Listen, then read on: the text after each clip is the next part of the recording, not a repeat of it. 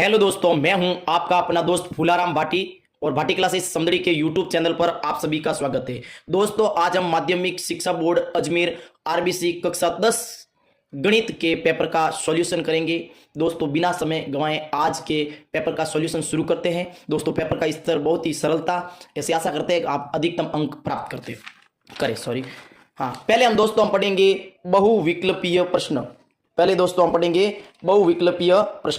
पहला है, दो संख्याओं का महत्तम समापवर्तक 27 है तथा उनका लघुत्तम समापवर्त्य 162 है। यदि एक संख्या 54 है तो दोस्तों दूसरी संख्या होगी। तो इसमें दोस्तों आप सभी को पता है, एक फॉर्मूला लगता है, ठीक है, एलसीएम इंटू एचसीएफ बराबर n1 इंटू n2। तो दोस्तों आपका ज्यादा समय नहीं लगे और वीडियो ज्यादा लंबा नहीं हो, इसलिए मैंने इसका प्री सॉल्यूशन कर रखा है। दोस्तों आइए देखते हैं। दोस्तों इसका आंसर ये रहा, देखिए इसका जो आंसर है ये होगा, ये हल एलसीएम। इसका दोस्तों फॉर्मूला होता है एलसीएम इंटू एचसीएफ बराबर n1 इंटू n2। तो देखो एलसीएम दोस्तों, जिसको लघुत्तम समापवर्त्य कहते हैं 162 दिया हुआ है, इंटू हैसियत बोलते हैं महत्तम समापवर्त्य 27 दिया हुआ है। पहली संख्या दोस्तों आपको 54 दी हुई है और दूसरी संख्या आपको ज्ञात करनी है। तो दोस्तों हम पक्षांतरण करेंगे, ये 54 गुणे में है, इधर जाके भाग में आ जाएगा। 27 से ये दो बार कटेगा, 27 एकम 27, 27 दूना 54 और 2 का भाग जब हम 162 में देंगे तो 81 इसका आंसर आएगा। तो वो दूसरी संख्या 81 है। दोस्तों इसका जो आंसर है ये रहेगा ए वाला। अब दोस्तों अगला प्रश्न करते हैं। अगला प्रश्न दोस्तों आप देखेंगे कि आपको क्या ज्ञात करना है। अगले प्रश्न में आपको दोस्तों बहुपद है x² माइनस 2x माइनस 8 के शून्यंक आपको ज्ञात करने। तो दोस्तों शून्यंक ज्ञात करते हैं। देखिए शून्यंक किस प्रकार ज्ञात करेंगे, पहले का आंसर देखो, x² माइनस 2x माइनस 8, यानी गुणा करने पर तो 8 और जो जोड़ने या घटाने पर 2 आना चाहिए। तो वो होगा दोस्तों कॉम्बिनेशन 4 और 2 का। तो 4 दूनी 8 और माइनस के फॉर्मेट से प्लस के 2 जाएंगे तो आपके माइनस के 2 आ जाएंगे। तो x² minus 4x plus 2x minus 8। अब इस दोनों में से कॉमन क्या आ रहा है, x आ रहा है, x ले लिया और ये एक बार गया x माइनस 4। यहां से कॉमन हम 2 लेंगे जिसमें x बचेगा और 2 चौका 8। तो पहला हो गया x प्लस 2 और दूसरा हो गया x माइनस 4। क्योंकि शून्यंक है तो इसको बराबर में शून्य रखना पड़ेगा। x प्लस 2 बराबर 0 और x माइनस 4 बराबर 0। तो ये x प्लस का इधर आके माइनस का हो जाएगा और ये माइनस का इधर आके प्लस का बन जाए। तो ये आंसर आपका, ये दोस्तों इसमें आंसर आपका रहेगा ये वाला, यानी स वाला ऑप्शन रहेगा जिसमें आपका माइनस के 2 और 4 आएंगे। ये शून्यंक इसका आंसर रहेगा। दोस्तों अगला दोस्तों प्रश्न देखते हैं आप। अगला ये रहा आपका प्रश्न। देखिए दोस्तों इसमें अगला बोल रहे हैं कि पहली संख्या x का दुगुना दूसरी संख्या y के 7 गुने से 5 कम है तो निम्न में से कौन सा समीकरण सही। तो यदि पहली संख्या x है तो ये पहली संख्या x, इसका दुगुना तो ये रहा इसका दुगुना, दूसरी संख्या y ये रही दूसरी संख्या, 7 गुना ये y का 7 गुना से कम है। दोस्तों जब कम होता है तो माइनस और अधिक होता है तो प्लस, तो माइनस। तो इसका आंसर ये द रहेगा। आगे देखिए दोस्तों चौथा प्रश्न। देखो यहां मैंने आपको करके भी बता दिया, 2x बराबर 7y माइनस 5। अब आगे देखेंगे आप इसका। दोस्तों आगे देखते हैं सॉल्यूशन अगला। हाँ दोस्तों अगला आया है एपी से, यदि समांतर श्रेणी का प्रथम पद 2 है, यानी ए का मान ये, ठीक है, सार्वंतर ये डी का मान 3 दिया हुआ है, तो आपको n वा पद ज्ञात करना है। दोस्तों इसका फॉर्मूला होता है, ये देखो चौथे का मैंने यहां से आपका प्री सॉल्यूशन कर रखा है, an बराबर a plus n minus 1 into D, ये फॉर्मूला होता है, ठीक है। an आपको n ज्ञात करना ना, तो ये a का मान 2 दिया हुआ है प्लस n माइनस 1 और d का मान 3 दिया हुआ है। ये 2 का 2 लिखा, ये इसका गुणा किया, 3 का n से किया 3n हो गया और 3 का माइनस 1 किया माइनस 3 हो गया। तो ये माइनस के 3 में से प्लस के 2 गए तो ये माइनस का 1 बचा और 3n का 3n, तो 3n माइनस 1। तो an का चौथे का आंसर an बराबर 3n माइनस, तो ये दोस्तों ब होगा इसका 3n माइनस 1। अगला प्रश्न दोस्तों, अगला प्रश्न ये कह रहा है 3 के प्रथम 5 गुणजों का योगफल। देखो 3 के प्रथम 5 गुण यानी गुणा, तो 3 एकम 3, 3 दूनी 6, 3 तिया 9, 3 चौक 12 और 3 पंज 15, ये 5 गुण, इसका योग ज्ञात करना। तो देखिए यहां मैंने आपका सॉल्यूशन किया, ये 5 है। 3 के 5 गुण प्रथम कौन से, 3, 6, 9, 12, 15, 3 एकम 3, 3 दूनी 6, 3 तिया 9, 3 चौक 12 और 3 पंजा 15, ये 5 है। इनका क्या पूछा, योगफल। अगर दोस्तों ऐसे भी आप गिन लेना, 3 और 6 9, 9 9 18, 18 और 12 30, 30 और 15 45, ऐसे भी आ सकता है। और एसएन वाला फॉर्मूला लगे तो एसएन बराबर क्या होता है, n/2 कोष्टक a प्लस l। तो एसएन n 5 है, 1 2 3 4 5, तो 5/2 कर दिया। पहला पद कौन सा है, a, तो ये 3 कर दिया। अंतिम पद कौन सा है, l का मतलब लास्ट पद, ये 15। इनको भी आप जोड़ेंगे 18 हो जाएंगे और ये 2 का भाग जाएगा 9 बार और 9 पंजू 45। तो इस प्रकार भी आप दोस्तों कर सकते हैं।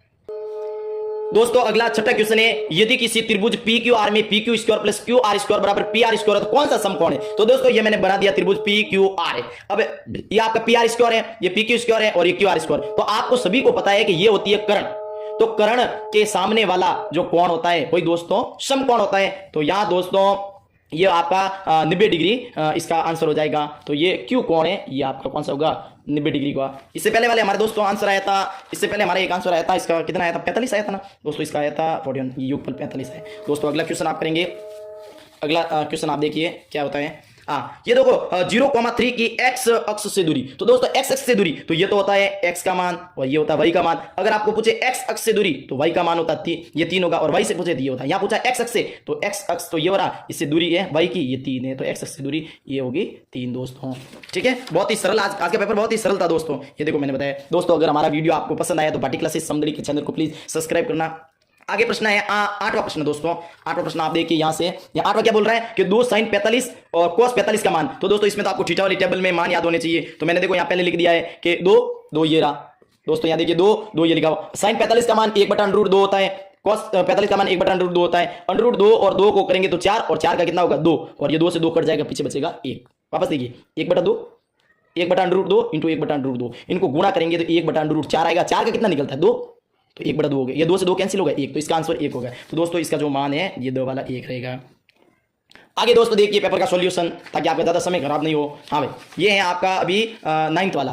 कितना है? 9वां प्रश्न है। 9वां प्रश्न देखिए क्या कह रहा है। 9वां प्रश्न आप देखिए अच्छी तरह से क्या बोल रहा है। 9वां प्रश्न ये बोल रहा है, यदि किसी वृक्ष की छाया की ऊंचाई 1/√3 है गुना हो तो सूर्य का उन्नयन कोण। तो दोस्तों मैंने यहाँ देखो बना दिया है कि ये देखो कोई वृक्ष है जिसके हमें ऊंचाई पता नहीं है, इसकी छाया 1/√3 है, और ये कोण उन्नयन कोण पूछा जा रहा है। तो मुझे बताइए ये क्या लंब हो गया, ये आधार हो गया, तो लंब बटा आधार। और ये क्या है? लंब बटा आधार क्या होता है? tan थीटा होता है। ठीक है, तो ये लंब हमें पता है h है, माना हमने h ऊंचाई इंटू ये 1/√3, तो 1 नीचे आ जाएगा और ये ऊपर आ जाएगा, तो ये tan ये आ जाएगा √3। √3 किसका मान होता है? tan 60 का। tan √3 है 60 का मान, तो इसका दोस्तों ये हो जाएगा 60। क्या हो जाएगा? 60 हो जाएगा। आगे चलते दोस्तों बिना समय गवाए जल्दी से। यदि किसी वृत्त के सिरों पर खींची गई स्पर्श रेखाएं परस्पर होती है, तो जो स्पर्श रेखाएं हैं, तो ये देखो मैंने दोस्तों 10वां प्रश्न का सॉल्यूशन पहले से कर रखा है कि ये आपका कोई वृत्त है, ठीक है, ये स्पर्श रेखाएं हैं, ये वाली और ये वाली, और ये इसके व्यास के सिरे, ये व्यास है। ठीक है, वृत्त की सबसे बड़ी त्रिज्या व्यास होती है, इसके सिरों पर स्पर्श, तो ये दोस्तों समांतर होगी, ऊपर भी खींच सके, तो ये क्या होगी? समांतर। तो इसका आंसर हो जाएगा आपका पैरेलल यानी समांतर। आगे चलिए दोस्तों, बहुत सरल पेपर है आज का। यदि एक वृत्त की परिधि 176 सेंटीमीटर है तो उसकी त्रिज्या ज्ञात करनी, रेडियस ज्ञात करनी। तो दोस्तों ये तो बहुत सरल, आप छोटी कक्षा में सीख चुके। वृत्त की परिधि होती है 2πr। देखो वृत्त की परिधि क्या होती है, यहां देखिए एक बार, यहां देखिए वृत्त की परिधि होती है 2πr, और 2πr का मान 176 दिया हुआ है। 2πr बराबर 176 ये दिया हुआ है, तो हमें r ज्ञात करना, तो ये जो ये भाग में चला जाएगा, तो 176/2π r, और 176 का 176 लिखा, और 2 का 2 लिखा, और पाई का मान 22/7 है, तो ये 22 बटे वाला ऊपर चला जाएगा। तो आप ये 2 से कटेंगे 176 88 बार, ठीक है, और 22 के पार से 4 बार कटेंगे, 4 का 7 से गुणा करेंगे 28, तो इसका उत्तर आपका आ जाएगा r। जो त्रिज्या है वो आ जाएगी आपकी 28। तो देखो ये आंसर आपका होगा। दोस्तों पेपर बहुत सरल था, ठीक है, अच्छे नंबर आने की हम अपेक्षा करते हैं आपसे। अगला दोस्तों प्रश्न है, अगला एक बार ये देखिए 12वां प्रश्न है। अगला 12वां प्रश्न है। अगला जो प्रश्न है आपका 12वां प्रश्न है। तो पेपर के स्तर को देखेंगे तो बहुत ही सरल है। अब की बार बोर्ड ने कुछ पेपर सरल ही बनाए मेरे हिसाब से, और अगर आपने अच्छी पढ़ेगी तो आपके अच्छे नंबर जरूर आएंगे। अगला है 12वां, यदि एक गोले का आयतन 36 पाई एक घन सेमी है तो उसकी त्रिज्या क्या करूं। तो दोस्तों इसमें आप सभी को पता है गोले का आयतन क्या होता है। तो गोले का आयतन दिया हुआ है 36 पाई, और इसका आयतन का फॉर्मूला 4/3 पाई r क्यूब बराबर 36 पाई। तो पाई से पाई कैंसिल हो गया, और ये 4 से 36 9 बार कटा, ठीक है। अब क्या रहा है, ये 3 रहा, ये भाग में यहाँ गुणा आ जाएगा, 9 से 3 का गुणा करेंगे 27 आएंगे। ये r का क्यूब है, इसके ऊपर ये करनी आ जाएगी, तो 27 किसका क्यूब होता है? 3 का, तो r बराबर 3 सेंटीमीटर। अब अगला है दोस्तों, तो इसका आंसर क्या हो जाएगा? 3, तो ये वाला हो जाएगा। आपको देखिए तो दे रहा है, ठीक है। अगला देखिए आपका 13वां, प्रथम 11 पूर्ण संख्याओं का मध्य होगा। दोस्तों मध्य क्या होता है? राशियों का योग बटा राशियों की संख्या है, तो 11 तक है। तो देखो यहाँ पूर्ण संख्या पूछा, यहाँ बच्चे गलती कर देंगे, पूर्ण संख्या 0 से शुरू होती है, तो 0 1 2 3 4 5 6 7 8 9 और 10, इन दोस्तों को पूरा जोड़ना है, और संख्या कितनी है? 11 भाग देना है, तो इनका सब योग 55 होगा, और 11 का भाग देंगे तो आंसर 5 है। 11 पंजू 55, तो इसका आंसर जाएगा 5 आ जाएगा। बहुत ही सरल है, ठीक है। आगे देखेंगे दोस्तों। अब है दोस्तों 14वां सवाल, बंटन का बहुलक ज्ञात करना। तो दोस्तों बहुलक किसे बोलते हैं? तो संख्या बहुत बार आती है, तो बहुत बार कौन आया? ये वाला 1 बार 2 बार 3 बार 4 बार 5 बार, तो दोस्तों ये 3 है। सबसे अधिक बार कौन आया? 3, तो ये 30 का क्या हो जाएगा? बहुलक हो जाएगा। अगला है दोस्तों आपको प्रायिकता ज्ञात करनी है। प्रायिकता में देखो आपने सभी एक तो घटना होने की प्रायिकता, घटना नहीं होने की प्रायिकता का योग 1 होता है। तो देखो इसका फॉर्मूला होता है कि प्रायिकता घटित होने की घटना नहीं घटित होने की घटना बराबर 1 होती है। और यहाँ घटित हो रही है उसकी जो प्रायिकता है 0.05 दिया हुआ है, नहीं घटित हो रही है वो ज्ञात करना 1 दिया हुआ है। तो पक्षांतरण करेंगे ये माइनस हो जाएगा, तो नहीं घटने की प्रायिकता 0.95 हो जाएगा। तो ये इसका 0. ये वाला आपका आंसर रहेगा। ये था दोस्तों आपके पूरे बहुविकल्पी प्रश्न। अब हम आगे करेंगे अति लघुरात्मक प्रश्न।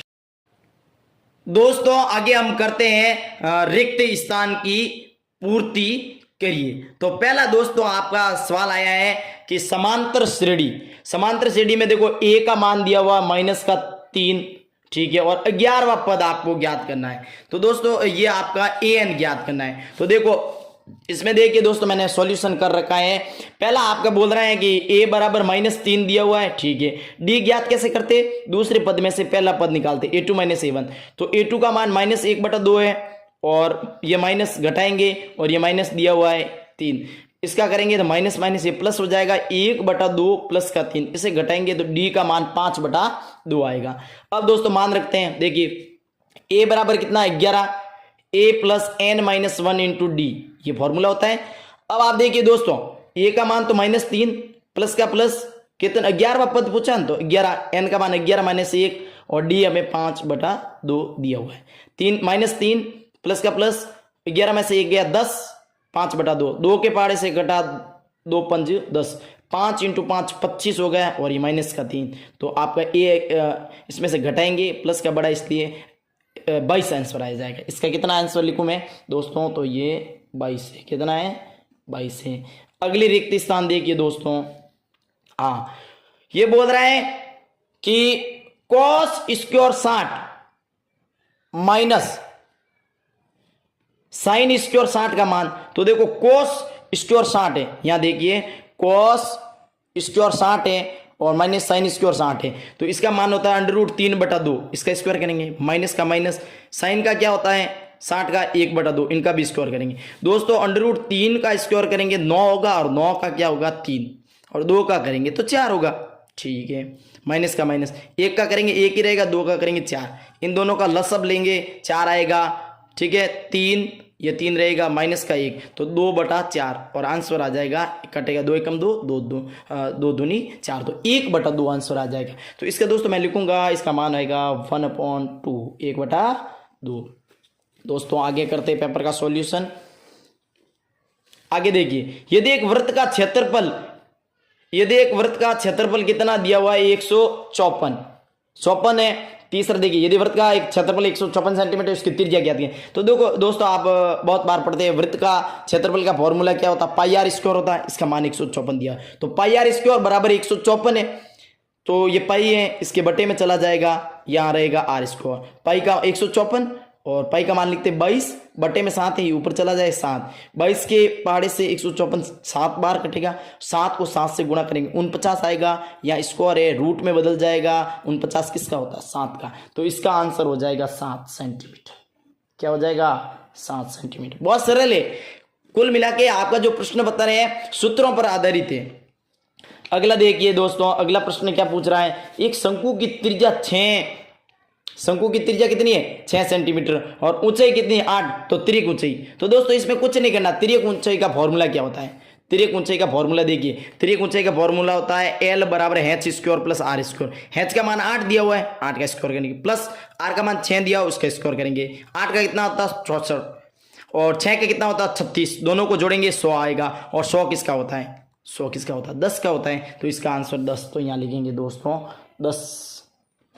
अगला है, ये भी दोस्तों अभी जो जिला समान परीक्षा बालोतर में ये प्रश्न आया था, मैंने बच्चों को अच्छी तरह से इसको करवाया था। अगला है दोस्तों, पूछा जा रहा है, हाँ दोस्तों अगला ये पूछा जा रहा है कि भाई 3 माध्य 1 बराबर 2 माध्य, तो इसका फॉर्मूला होता है 1 बहुलक, तो यहाँ लिखेंगे 1 बहुलक। ये एक फॉर्मूला है, आपको याद ही रखना है, ये अभी आपके परीक्षाओं में पूछा गया था। अब है वर्ग अंतराल आपको ज्ञात करना, तो वर्ग अंतराल क्या होता है, ऊपरी सीमा और निम्न सीमा दोनों को जोड़ के 2 का भाग दो, 60 और 75 जोड़ेंगे और उनको 2 का भाग देंगे तो 97.5 आ जाएगा। क्या आ जाएगा 97.5 आ जाएगा। अगला है कि भाई एक पासे पर उछाले जाने 6 से बड़ा अंक आने की प्रयत्न, अब भाई पासे में 6 से बड़ा अंक होता ही नहीं है, तो यहाँ प्रायिकता कितनी हो जाएगी, 0 हो जाएगी। कितनी हो जाएगी, 0 हो जाएगी। दोस्तों ये थी आपकी रिक्त स्थान। अगर दोस्तों हमारा चैनल आपको पसंद आ रहा है तो please like share and subscribe जरूर करें।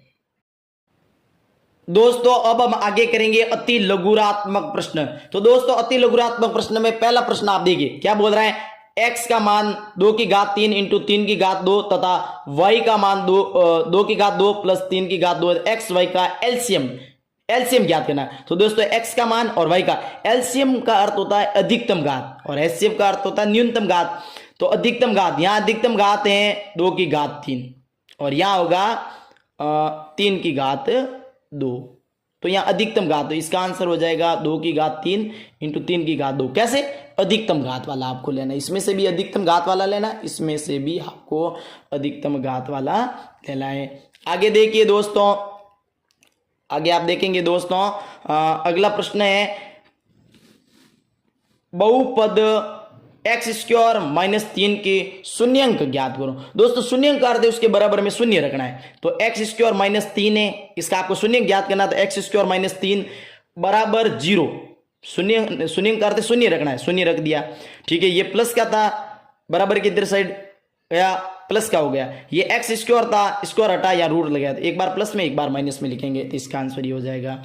अगला प्रश्न दोस्तों देखिए, अगला प्रश्न आप देखेंगे कि आपको क्या करना है, रेखिक समीकरण युग्म x प्लस वाई 14 और x माइनस वाई बराबर 4 को हल कीजिए। तो दोस्तों ये आप ये विस्थापन विधि है उससे भी कर सकते हैं और प्रतिस्थापन विधि और विलोपन विधि किसी से भी कर सकते हैं। x और y के मान निकालने, मैंने यहाँ विलोपन किया है। x प्लस वाई बराबर 14 ये पहला समीकरण, x माइनस वाई बराबर 4 ये दूसरा समीकरण। तो दोस्तों यहाँ देखो प्लस का माइनस का ये कट गया, x इसको जोड़ा तो 2x, इन दोनों को जोड़ा 18, ये गुणे में 2 था, ये भाग में चला गया, 2 से कटा 9 बार, तो x का मान 9 है। अब x का मान भले इसमें रखो इसमें रखो, मैंने पहले वाले में रखा है, तो x का मान यहाँ रखा 9, ये y का y और 14 का 14, और ये प्लस के थे इधर आके माइनस हो गए, तो y का मान 14 में से 9 गए 5, तो ये आ गया y का मान 5। बहुत ही सरल था दोस्तों। आगे देखिए दोस्तों, आपकी ये त्रिभुज वाली प्रश्नावली से आया है। ठीक है, इसमें देखो ये बताया है कि आपको क्या आकृति में यदि DE समांतर BC है तो EC का मान ज्ञात करना। तो ये दोस्तों आपने थेल्स प्रमेय में पढ़ा होगा कि थेल्स प्रमेय में क्या करना है कि बट्टा बट्टी में, यानी ये इसके समानुपाती होगा, ये इसके होगा, तो 1/5/3 बराबर 1 ये दिया हुआ है और EC ज्ञात करना। वज्र गुणा करेंगे 1.5 इंटू EC बराबर 3 इंटू 1 और EC यहाँ रखेंगे, ये गुणा में भाग में चला जाएगा, 2 बार कटेंगे, तो EC का मान यहाँ कितना आ जाएगा, 2 आ जाएगा। कितना आ जाएगा, 2 दोस्तों। बहुत सरल था। आगे देखिए दोस्तों, आगे आप देखेंगे दोस्तों, आगे आप थोड़ा सा प्रश्न पत्र को और व्यवस्थित करते हैं। हाँ, 5वां सवाल है, यदि बिंदु -a, a तथा -a, -a के बीच की दूरी। तो दोस्तों दूरी सूत्र आप बहुत बार पढ़ चुके हैं। दूरी सूत्र क्या है, तो दूरी सूत्र दोस्तों ये होता है x2 - x1 का होल स्क्वायर और y2 - y1 का होल स्क्वायर।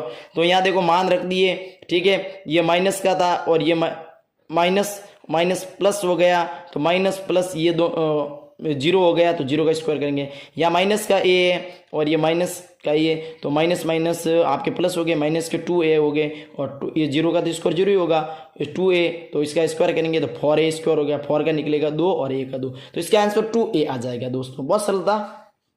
अगला प्रश्न है, एक ऊर्ध्वाधर खंबे की परछाई खंबे की ऊंचाई के बराबर है, यानी खंबे की ऊंचाई और परछाई बराबर है, तो उसका उन्नयन कोण ज्ञात करो। तो माना कि ये खंबा है, ये क्या है, ये खंबा है और इसकी ऊंचाई h है और इसकी परछाई भी h है और आपको ये थीटा कोण ज्ञात, तो ये हो जाएगा लंब बटा आधार। और लंब बटा आधार किसका होता है, tan थीटा होता है। तो h से h एक बार गया तो tan 1 आया और tan 1 किसका मान होता है, 45 का होता है। कितने का होता है, 45 का होता है। दोस्तों आगे देखिए, सॉल्यूशन करते हैं, बहुत सरल है। आगे देखिए, एक मीनार के पाद बिंदु से 100 मीटर दूरी पर स्थित बिंदु से उसके शिखर का उन्नयन कोण 60 है, मीनार की ऊंचाई ज्ञात करो। तो दोस्तों ये मीनार है, ये क्या है, मीनार है, ठीक है। ये इसकी जो परछाई है, मीनार के पाद बिंदु से दूरी कितनी है, 100 मीटर है और ये आपका 60 दिया हुआ, मीनार की ऊंचाई ज्ञात करनी है। तो ये क्या, लंब, ये क्या, आधार, लंब बटा आधार tan थीटा होता है और ये 60 दिया हुआ है, तो इसका मान होता है tan 60 का होता है √3/1। तो h, इसका वज्र गुणा करेंगे तो h बराबर क्या आ गया, 100 √3, ठीक है, अगला प्रश्न दोस्तों देखिए। दोस्तों मैं पेपर सॉल्यूशन में थोड़ा सा लेट हो गया क्योंकि दोस्तों मैं स्कूल गया था, स्कूल समय के दौरान स्कूल से घर आते ही मैंने पेपर बनाया, इसके लिए माफ़ी। ठीक है, आपको जल्दी सॉल्यूशन करवा रहे हैं। एक वृत्त की त्रिज्या 7 सेंटीमीटर है। एक वृत्त की त्रिज्या 7 सेंटीमीटर है और केंद्र पर अंतरित कोण 60, छाप की लंबाई। तो सूत्र लगे, छाप की लंबाई का सूत्र क्या होता है? 2 पाई आर थीटा बटा 360, 2 का 2, पाई का मान 22 बटा 7, आर हमें दिया हुआ है 7 दिया हुआ है, कोण का मान 60 दिया हुआ है, इसको काटेंगे तो 7 से 7 कैंसिल हो गया, 0 से 0 हो गया, 6 को 36 6 बार गया और 2 से 3 बार कटा तो 22 बटा 3 इसका आंसर आ जाएगा। अगला दोस्तों देखिए, घन का संपूर्ण पृष्ठीय क्षेत्रफल ज्ञात करो। घन का संपूर्ण पृष्ठीय क्षेत्रफल 1014 वर्ग किलोमीटर, घन की भुजा ज्ञात करो। तो घन के संपूर्ण पृष्ठीय क्षेत्रफल का दोस्तों ये फॉर्मूला क्या होता है? 6 इंटू भुजा स्क्वायर, ये 1014 दिया हो तो ये गुणे में इधर भाग में आ जाएगा, कितनी बार गए? 100 गुण से, इसको काटेंगे तो 100 गुण 70 और ये स्क्वायर है, इधर आगे अंडर रूट हो गया, 100 गुण 70 होता है दोस्तों 13 का, तो यहाँ 13 सेंटीमीटर स्क्वायर हो जाएगा पृष्ठीय क्षेत्रफल है। ठीक है, अगला है अंतिम प्रश्न है, गोले का संपूर्ण पृष्ठीय क्षेत्रफल ज्ञात करना, त्रिज्या दी है। तो दोस्तों गोले का संपूर्ण पृष्ठीय क्षेत्रफल होता है 4 पाई आर स्क्वायर। तो 4 का 4, पाई का मान 22 बटा 7, आर स्क्वायर 7, 7 से 7 कैंसिल हो गया, 22 इंटू 4 88 करेंगे और 88 को 7 से गुणा करेंगे, 616 सेंटीमीटर स्क्वायर आएगा। दोस्तों अगर हमारा वीडियो आपको पसंद आया तो प्लीज़ लाइक शेयर और सब्सक्राइब जरूर करें। ठीक है, और भी अच्छे वीडियो देखने के लिए चैनल को लाइक करते रहे। इसका जो अगला भाग है यह आपको भाटी क्लासेस समदड़ी के कम्युनिटी पोस्ट में मिल जाएगा। धन्यवाद।